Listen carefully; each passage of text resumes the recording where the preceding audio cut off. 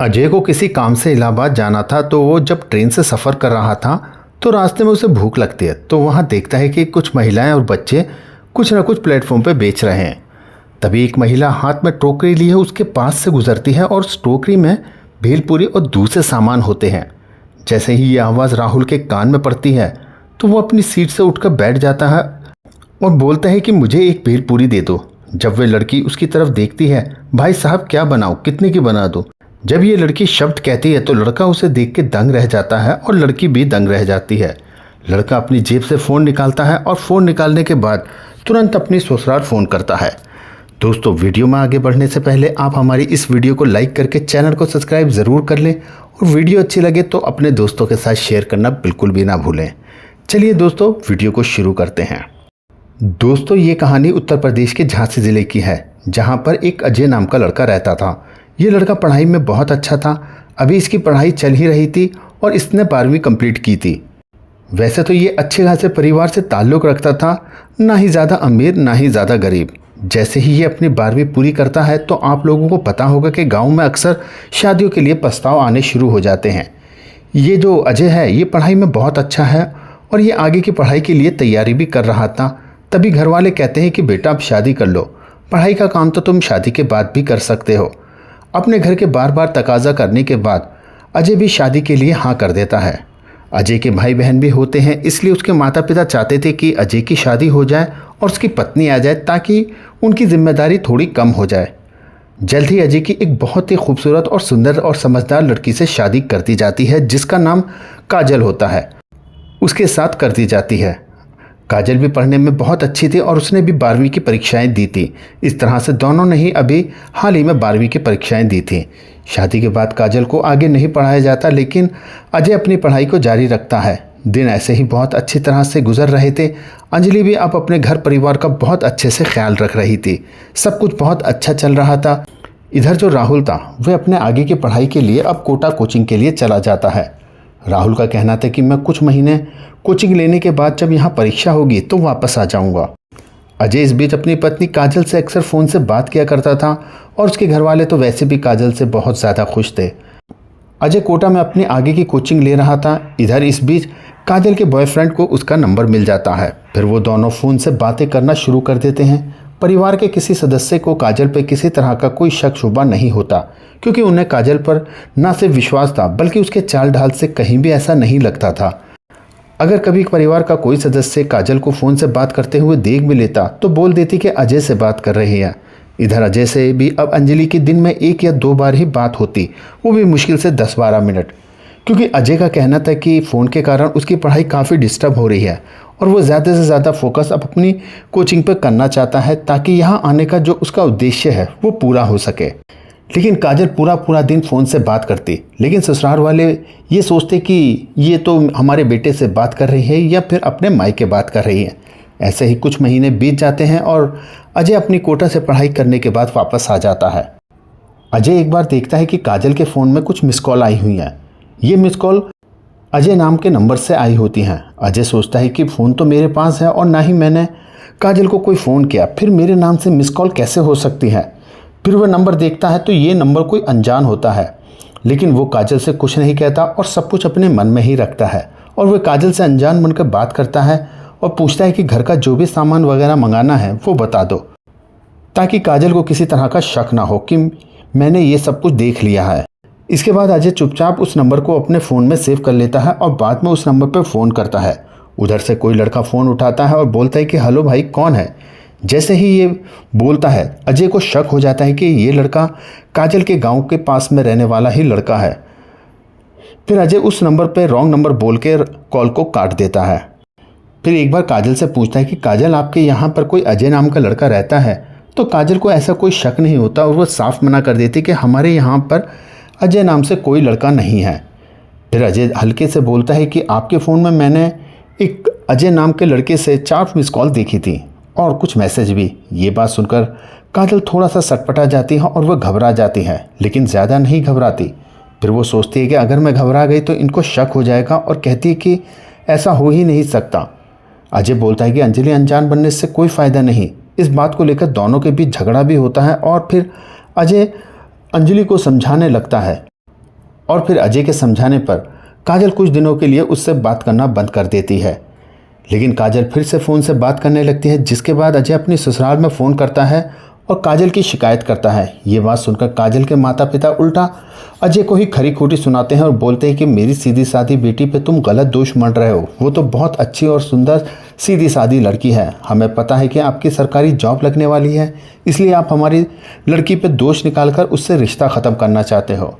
इधर काजल को जब ये एहसास होता है कि उसके माता पिता उसके साथ हैं, तो वो अपने बॉयफ्रेंड से शादी करने के लिए अजय पे दोष मढ़कर उससे तलाक लेने की सोचने लगती है और फिर अपने बॉयफ्रेंड के साथ बाकी की ज़िंदगी बिताने की सोचने लगती है और कहीं सोचती है कि इसमें मेरी गलती भी नहीं होगी और सब अजय को ही इस चीज़ का जिम्मेदार मानेंगे। अब फ़ोन को लेकर अक्सर घर में झगड़े होते। इसके बाद काजल अपने मायके चली जाती है और अपने घर जाने के बाद खूब रोना धोना करती है और बोलती है कि मुझे मारते हैं, पीटते हैं, फ़ोन को लेकर अक्सर झगड़ा करते हैं, खाने को भी नहीं देते और बात बात पे परेशान करते हैं, कई बार तो मेरे चाटा भी मार देते हैं। अब इन बातों से घर वालों को खूब भर देती है और कहते हैं कि जब तू ऐसी है तो तेरे घर वाले भी ऐसे ही होंगे। काजल के जो घर वाले होते हैं, खासकर उसकी माँ, लड़की को रोता हुआ देखकर बोलती है कि अब हमारी लड़की कहीं नहीं जाएगी जब तक हम एक बार पंचायत ना कर लें। तब उनके समझ आएगा कि हमारी लड़की ऐसी वैसी नहीं है जिस पर जो मर्जी कह लो और बोल लो।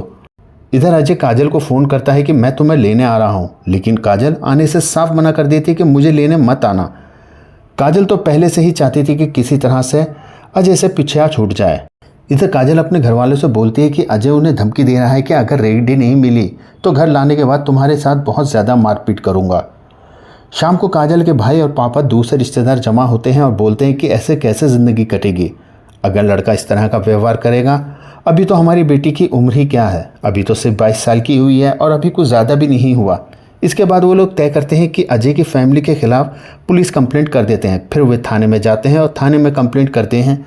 थाने वाले बोलते हैं कि अगर दोनों साथ नहीं रह सकते तो आप कोर्ट में जाकर एक दूसरे से तलाक ले लें, वहाँ या तो आपकी तलाक मिल जाएगी या फिर आपका मामला सुलझ जाएगा। फिर वो एक अच्छे से वकील से मिलते हैं जो बोलता है कि लिख के ले लो, 15 दिन के अंदर अंदर राहुल आपके पैरों में आके नाक रगड़ेगा, माफ़ी मांगेगा। ये बात सुनने के बाद काजल बहुत खुश हो जाती है, लेकिन थोड़ी देर के बाद दुखी भी हो जाती है कि कहीं ऐसा ना हो कि हमारे प्लान पे पानी फिर जाए। फिर वो लोग वकील की फ़ीस देते हैं और दूसरे जो कागज़ों पर साइन वगैरह करने होते हैं वो करते हैं और इसके बाद घर चले जाते हैं। फिर लगभग 1 महीने के बाद अजय के पास कोर्ट से एक नोटिस पहुंचता है। इस बीच अजय कई बार काजल को फ़ोन करता है, लेकिन काजल ने पहले ही राहुल का नंबर ब्लैक लिस्ट में डाल दिया था, जिस कारण उसका नंबर नहीं मिलता था। और इधर अजय सोचता था कि शायद फ़ोन ख़राब है या कोई नेटवर्क की ख़राबी होने के कारण उसकी कॉल कनेक्ट नहीं हो रही। अजय और उसके परिवार कोर्ट का नोटिस देखने के बाद बहुत ज़्यादा दुखी होते हैं कि उनकी बहू उनके साथ ऐसा कैसे कर सकती है, क्योंकि ये कोर्ट का नोटिस था, इसलिए उन्हें बताई हुई तारीख पर अजय को उपस्थित होना था। अब अजय तारीख पर पेश होता है तो वो देखता है कि काजल का बर्ताव पूरी तरह से बदला हुआ है। काजल सोच रही थी कि जैसा मैं चाह रही हूँ सब कुछ वैसा ही हो रहा है। काजल ने पहले से ही अपने घर वालों को बुरी तरह से बहका रखा था, लेकिन सच्चाई तो ये थी कि उसके साथ ना तो टॉर्चर हुआ था और ना ही किसी तरह का उसके साथ बुरा व्यवहार हुआ था। उधर कोर्ट में तारीख पे तारीख पड़ती है। काजल का बर्ताव अब पूरी तरह से बदल गया था। वह अपने बॉयफ्रेंड से अब बहुत ज़्यादा बातें करने लगी थी। इधर केस चलता है और कोर्ट में दोनों से पूछा जाता है कि क्या तुम एक दूसरे से तलाक लेना चाहते हो। अजय का कहना था कि जब ये मेरे साथ रहना ही नहीं चाहती तो तलाक ही सही रहेगा। इसके बाद कोर्ट दोनों को तलाक दे देता है। काजल को दहेज का सभी सामान वापस करता है और साथ ही 10 लाख मुआवजे के तौर पर काजल को दे देता है। इधर अजय फिर से अपनी कोचिंग में लग जाता है और लगातार सरकारी नौकरियों के फॉर्म सबमिट करने लगता है। जो भी भर्ती निकलती वह हर परीक्षा में बैठता। उधर अब काजल का डाइवोर्स हुए करीब 6 महीने गुजर चुके थे। अब वे खुलकर अपने बॉयफ्रेंड से बातें करती। उसे अब किसी चीज़ का डर नहीं था, लेकिन धीरे धीरे काजल के घर वालों को अब सारी सच्चाई का पता चल दे गया था कि वास्तव में हमारी लड़की में ही दोष था। अजय तो बिल्कुल सही था। वो लोग तो काजल को रोकने की कोशिश कर रहे थे इस गलत काम से। काजल की माँ और दूसरे घर वाले काजल को बहुत भला बुरा कहते हैं कि तूने अजय जैसे अच्छे लड़के को छोड़कर सही नहीं किया, तूने अपना जीवन बर्बाद कर लिया। वो तो एक नेक और समझदार लड़का था। हम लोग ना जाने क्यों तेरी बातों में आकर तेरा साथ देने लगे। अब काजल घर वालों के लगातार टॉर्चर से बहुत ज़्यादा दुखी होने लगती है और वो अपने बॉयफ्रेंड से बोलती है कि आज मुझे रात में चुपके से घर से निकल जाऊंगी और तुम मुझे कहीं ले जाना। जब लड़की के घर वालों को पता चलता है कि वे अपने बॉयफ्रेंड के साथ भाग गई है तो घर के लोग बहुत ज़्यादा दुखी होते हैं। उनके समाज में बहुत ज़्यादा बेइज्जती होती है। इसके बाद काजल से सभी तरह के वो रिश्ते ख़त्म कर लेते हैं।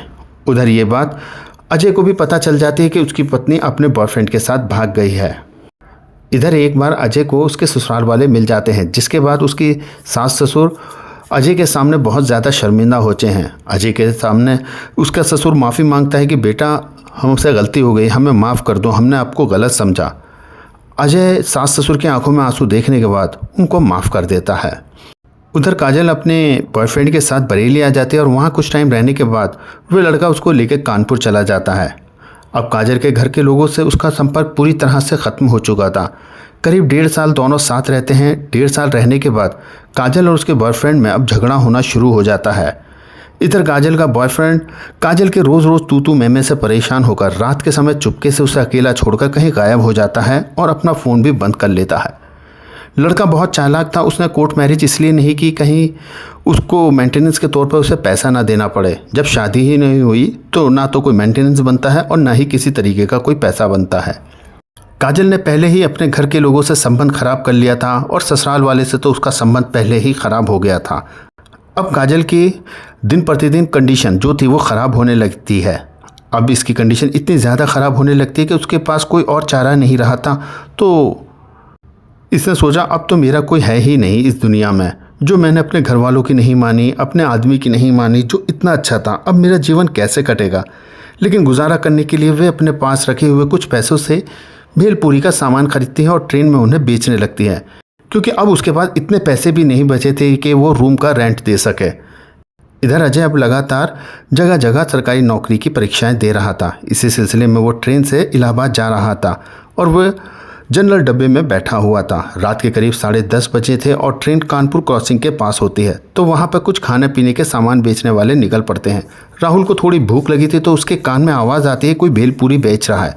वह उठकर बैठता है और आवाज़ लगाता है कि मुझे भेलपूरी चाहिए। तो इधर काजल थी जो भेलपूरी बेच रही थी। काजल इस डब्बे के अंदर भेलपूरी बेच रही थी और जैसे ही काजल पूछती है कि कितने की बना दूँ तो उसकी निगाह अजय के चेहरे पर जाती है। अजय काजल को देखकर दंग रह जाता है। अजय उसकी ये दशा देखकर पूछने लगता है कि तुम भेलपूरी क्यों बेच रही हो। वह अपनी जेब से मोबाइल निकालकर फ़ौरन काजल के घर फ़ोन करता है और उन्हें काजल के बारे में बताता है। इधर काजल अब रोना शुरू कर देती है। उसकी आंखों से आंसू बहने लगते हैं। अजय बोलता है कि अभी तो मुझे इंटरव्यू के लिए जा रहा हूँ इलाहाबाद, तुम मेरे साथ ही चल सकती हो। रास्ते में अजय काजल से पूछता है कि तुम्हारा ये हाल कैसे हुआ, मुझे सारी बात बताओ। काजल उससे अपने घर से भागने से लेकर ट्रेन में भेलपूरी बेचने तक सारी कहानी सुना देती है। उसने मुझे तरह तरह के सपने दिखाए। उसने कहा कि मैं तुम्हें रानी की तरह रखूँगा, तुम्हें बहुत प्यार दूंगा, बहुत खुशियाँ दूंगा। लेकिन उसके सारे सपने और सारे वादे सब कुछ झूठे निकले। फिर अजय पूछता है कि अगर तुम्हें तुम्हारे बॉयफ्रेंड से शादी ही करनी थी तो तुम मेरे ऊपर कोर्ट केस करने की ज़रूरत क्या थी, मुझे सीधा बोल देती, मैं तुम्हें आज़ाद कर देता। इधर अजय ने अपना फ़ोन काटा नहीं था और उसे चालू रख के ही अपनी जेब में रख लिया था। दूसरी तरफ काजल की माँ काजल की ये सारी बातें सुन रही थी कि कैसे उसने झूठ बोलकर अजय को गलत इल्ज़ाम लगाकर उसे झूठे इल्ज़ाम में फंसाया था। इतना सुनने के बाद काजल की माँ बहुत गुस्सा करती है और काजल को बहुत ज़्यादा डांटती है। काजल अजय के पैर पकड़कर माफ़ी मांगती है। अजय उससे दूर भागने की कोशिश करता है लेकिन काजल उसके पैर पकड़कर रोने लगती है कि मुझे माफ़ कर दो, मुझे एक मौका दे दो, मैं कभी शिकायत का मौका नहीं दूंगी। फिर अजय अपने घर पर फ़ोन मिलाता है और उन्हें काजल के मिलने से लेकर उसके साथ हुई हर तरह की वारदात के बारे में बताता है। इधर अजय का इंटरव्यू का टाइम हो रहा था तो वे काजल को वहीं वेट करने के लिए बोलकर चला जाता है। काजल अजय का फ़ोन नंबर लेती है और अपना नंबर भी उसे दे देती है।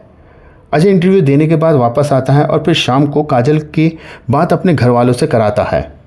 काजल घर के लोगों से माफ़ी मांगती है लेकिन वो लोग इससे बात करने से मना कर देते हैं कि हमारे बेटे को छोड़ के चली गई, बल्कि हमें कोर्ट में भी महीनों घसीटा, ऐसी लड़की से हमें कोई मतलब नहीं है। इधर काजल के घर वाले भी अब काजल को वापस लेने से मना कर देते हैं और अजय को बोल देते हैं कि इसे लाने की बिल्कुल भी ज़रूरत नहीं है।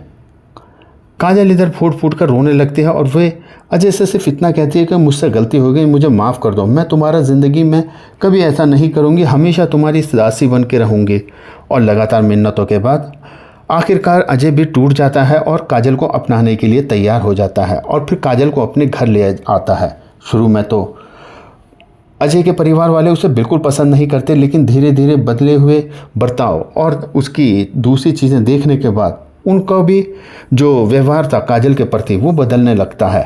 इसी बीच अजय की भी जॉब लग जाती है और सब लोग बहुत खुश होते हैं, सोचते हैं कि शायद काजल के शुभ कदम ही थे जिसके चलते हुए अजय की जॉब लग गई है। दोस्तों, क्या अजय ने काजल को अपने घर लाकर सही किया या नहीं? जैसा भी हो आप हमें कमेंट्स बॉक्स में ज़रूर बताएं, और वीडियो अच्छी लगे तो अपने दोस्तों के साथ शेयर ज़रूर करें और वीडियो को लाइक करके चैनल को सब्सक्राइब करना बिल्कुल ना भूलें।